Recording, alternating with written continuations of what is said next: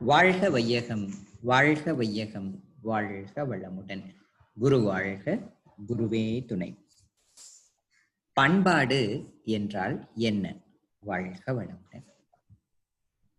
வாழ்க வளமுடன்.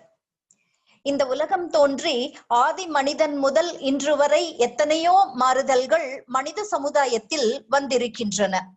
அவை எல்லாம் அந்தந்த இடத்திலே அந்தந்த காலத்திலே அங்கு கிடைத்த உணவுப் பொருட்கள், தொழில் வசதி, ஏற்பட்ட சிக்கல்கள், நோய்கள், அவற்றை போக்கிக் கொண்ட முறைகள் யாவும் பரிணாமத்தில் வந்ததாக இருக்கும்.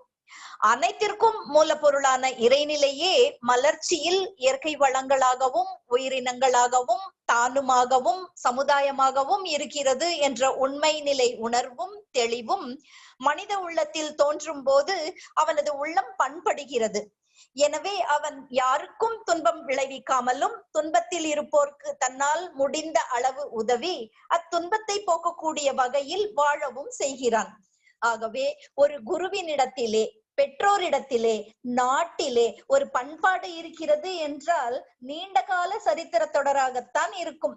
ஆகவே மனிதன் பண்பாட்டுக்கு மதிப்பளித்து மனம் பண்பட்டு தன்னுடைய வாழ்க்கையை நல்விதமாக மாற்றி அமைத்துக் கொண்டான். இத்தகைய வாழ்க்கை நெறியே பண்பாடு ஆகும்.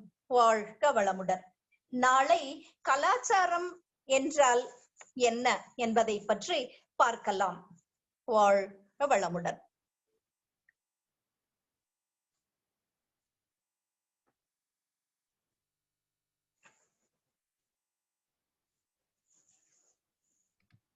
வாழ்க வளமுடன்.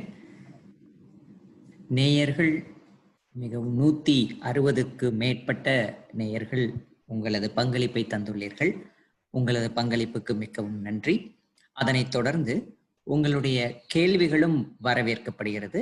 ஆகவே உங்களுடைய கேள்விகளை கீழே உள்ள கமெண்ட் பாக்ஸ்ல நீங்க கொடுத்தீங்கன்னு சொன்னா அதனை சேகரித்து விரைவில் உங்களுக்கான பதில்களை நாங்கள் அளிப்போம் என்று சொல்லிக்கொள்ள விரும்புகிறோம்.